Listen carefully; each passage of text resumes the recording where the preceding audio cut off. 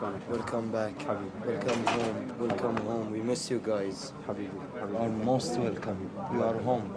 حبيبي تشربون شيء؟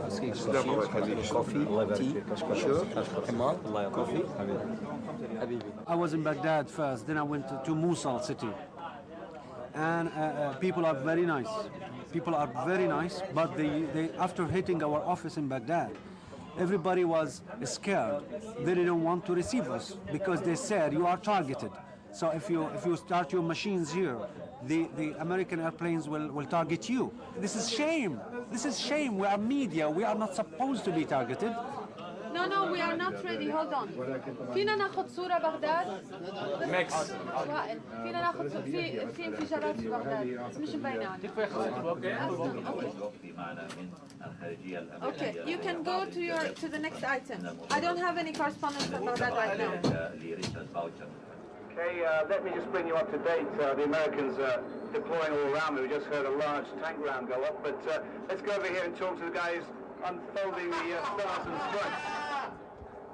What's your name, mate? What's your name? Miguel Jimenez. Good to see you. Get that flag going.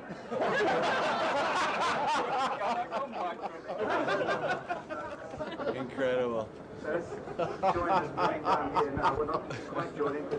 Talk to us geographically, what are we looking at? Whereabouts is this? What does it actually mean, this point where the coalition troops... Well, this is one of the main squares in Baghdad. It's a kind of focal point. So I suppose for the British viewers, it's kind of like Trafalgar Square. Is that a statue of Saddam? I can see the... Okay, right.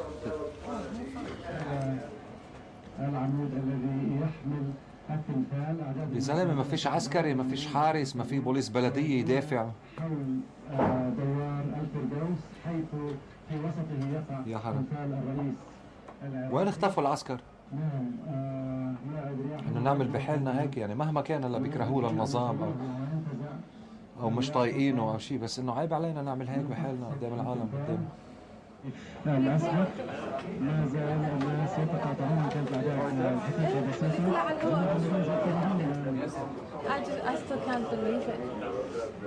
It's, I don't know what to say really. I can't. It's for us.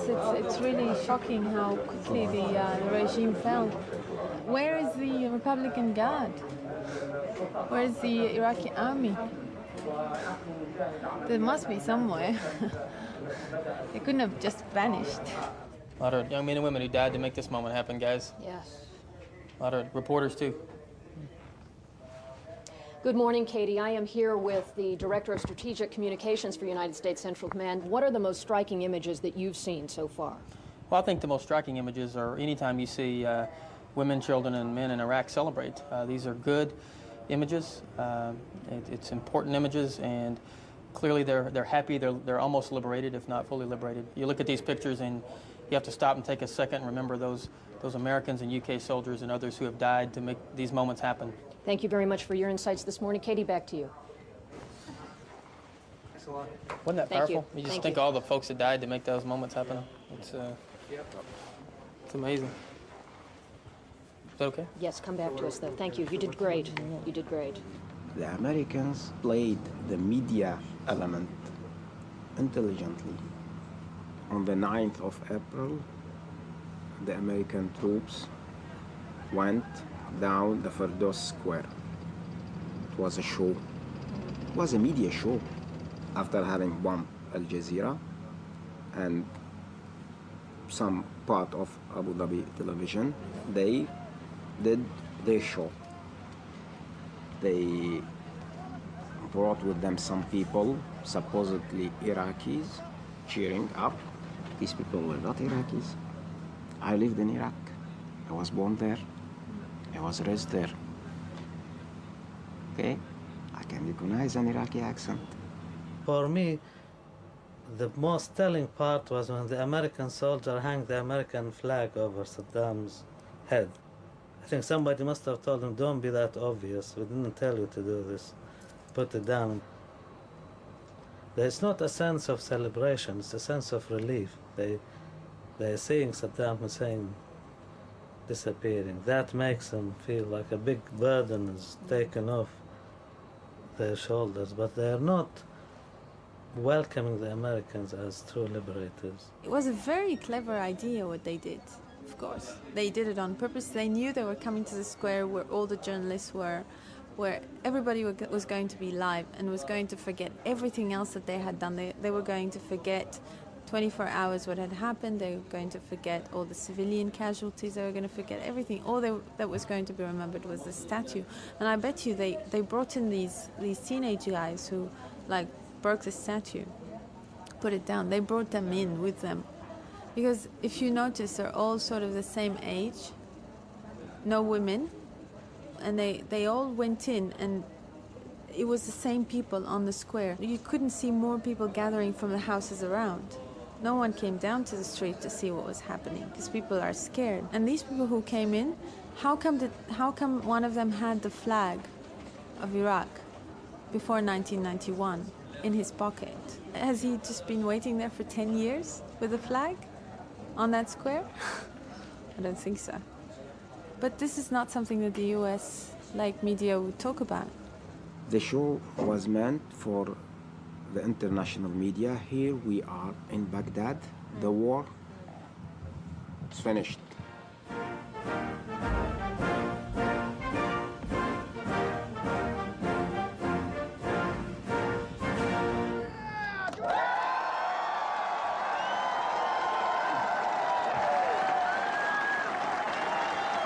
Thank you.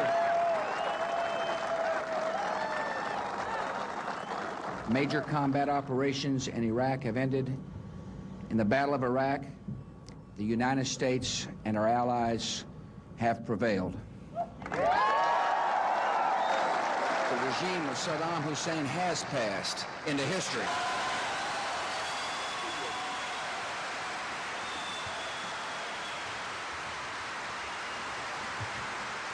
Thanks to the courage and the might of our military, the American people are more secure. Thanks to the courage and might of our military, the Iraqi people are now free. Now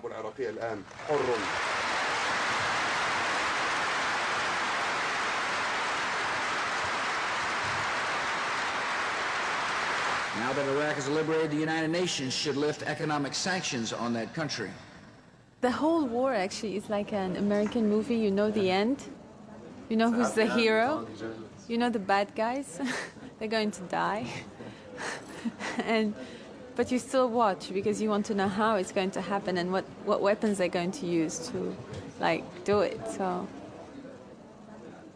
I mean, we lost Tariq. I still can't believe that. You know, I still cannot sort of get it to. And then we lost Baghdad.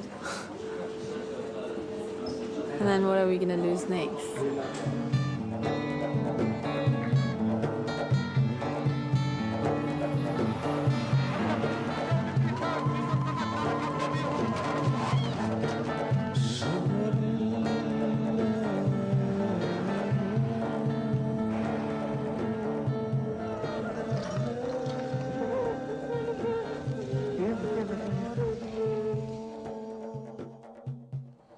Do you know where the Baghdadis and the people of Mosul and how they're organizing their lives as from maybe this morning or this afternoon?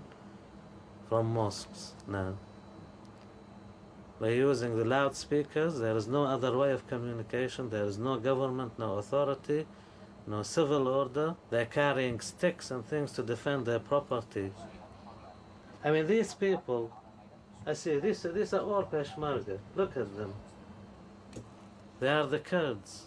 They're the ones who helped the Americans throughout this campaign. They're walking out with sackfuls of money. And you know why they are ripping them to pieces? Because in the Kurdish areas they use the old version of the Iraqi dinar. This is meaningless. That's why they...